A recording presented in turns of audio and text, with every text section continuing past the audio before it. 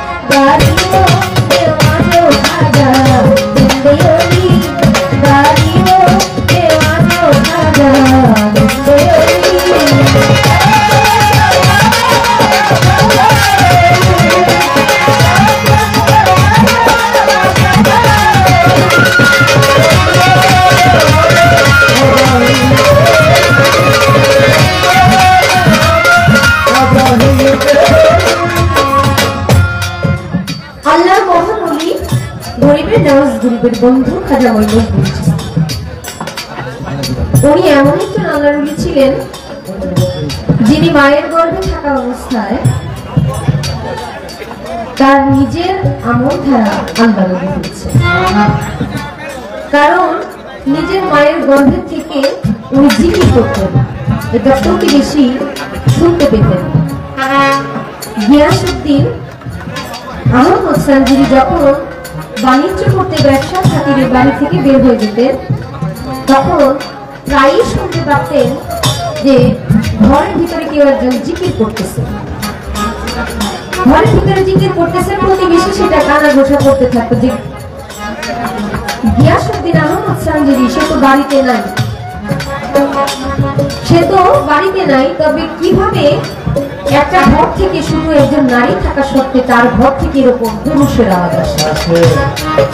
যখন একটু কানা ঘোষা হতে থাকে তখন হঠাৎ করে একদিন খাজা বাবার বাবার কাছে খাজা বাবার আম্মা বলতেছে যে আমাদের এলাকার মানুষ একটু কানাঘুষা করতেছে, আমাদের ঘর থেকে একটা পুরুষের আওয়াজ হয়। কি আওয়াজ? কারণ মাঝে মাঝে শুনতে পারি আমার গর্ভ থেকে আওয়াজ হচ্ছে সুবহানাল্লাহ সুবহানাল্লাহ। মাঝে মধ্যে সে কালেমাও পাঠ করে, রাসূলুল্লাহ সাল্লাল্লাহু আলাইহি ওয়াসাল্লাম। খাজা বাবার বাবা খাজা বাবার আম্মাকে সতর্ক করে দিল যে তোমার গর্ভে যিনি আছেন সে অবশ্যই আল্লাহওয়ালা, আল্লাহ কোন মহান ওলি তোমার এই গর্ভে আছে, তুমি সাবধান, অন্যের কথায় কান দিও না, আর এই কথাটা তুমি গোপন রাখবে। অনেক লম্বা ঘটনা, আপনারা অনেক কিছু জানেন, বুঝেন, নতুন করে বোঝানোর মতো কিছু নেই। এই মহান ওলির জীবনী পড়লে রাতের পর রাত শেষ হয়ে যাবে, জীবনী শেষ হবে না। খাজা বাবা যখন বালক তখন থেকে তার মালিকের প্রতি আলাদা অগাধ বিশ্বাস ছিল। উনি 7 বছর বয়স থেকে যখন বাচ্চারা খেলাধুলা করে তখন সে তার ইবাদতে মশগুল। 14 বছর বয়সে গিয়াসউদ্দিন আহমদ সানজিরি যখন বিদায় নিলেন, পর্দা নিলেন, বাবার ফলের বাগান দেখার জন্য সে যখন ফল গাছে পানি দেয় সে সময় একজন মজলুম আল্লাহর ওলি তার ওখানে চলে আসে। আপনারা জানেন আজমির শরীফ খাজা বাবার দরবার, খাজা বাবা কিন্তু গোলাপ ফুল খুব পছন্দ করতেন। খাজা বাবার বাড়ির যে ফল বাগান ছিল সেই ফল বাগানের 2 সাইড দিয়ে রাস্তার এপাশ ওপাশে গোলাপের বাগান ছিল। ছোট থেকে খাজা বাবা গোলাপ ফুলের প্রতি অনেক আকৃষ্ট ছিল, আনন্দ পাইত ফুল দেখে। তার জন্য তার বাবা গিয়াসউদ্দিন আহমদ সানজিরি সেই গোলাপের বাগান লাগিয়েছিল। এখন পর্যন্ত যারা আজমির শরীফ গিয়েছেন তারা দেখবেন দরবারে অনেক গোলাপ ফুলের ডালা নিয়ে দেওয়া হয়, অনেক ফুল দেওয়া হয়। ওই যে মোহাম্মদ ইব্রাহিম কুন্ডুজি যখন তার ফল বাগানে চলে আসলেন, ফল বাগানে চলে আসার সঙ্গে সঙ্গে খাজা বাবা তাকে এত ভক্তি শ্রদ্ধা জানাইলেন, এতটা মায়া মহব্বত করলেন, সে এত খুশি হয়ে গেল যে খাজা মঈনুদ্দিন আমাকে এত সেবা করতেছে। দলিল প্রমাণ করে, জীবনী প্রমাণ করে যে থলি থেকে একটু রুটি বা একটু ফল চিবিয়ে খাজা বাবার মুখে যখন দিলেন, খাজা বাবার ভিতরে একটা জ্বালানি হামলা চলে আসলো। সে ভাবছে আমি কেন ফলের বাগানে পানি দিব, আমার তো এই জায়গা নেই, আমার তো এই জায়গা না, অবশ্যই আমার আলাদা কোনো জায়গা আছে।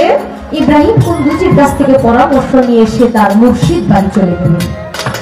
যেহেতু বড় সাহেবের জীবনী নিয়ে আমার শ্রদ্ধেয় বড় বোন মুক্তা সরকার কথা বলবেন, গান করবেন, আমি প্রথমে একটু জানতে চাই পিরামিড পীর দস্তগীর বড় পীর আব্দুল কাদের জিলানী রাহমাতুল্লাহ আলাইহি উনি মায়ের গর্ভে থাকা অবস্থায় এই যে খাজা বাবা যেমন কেরামত দেখিয়েছেন, আল্লাহর নবীরা যা দেখিয়েছেন তা হলো মুজিজা বা মাজেজা, আল্লাহর ওলিরা যা দেখায় তা হলো কেরামত।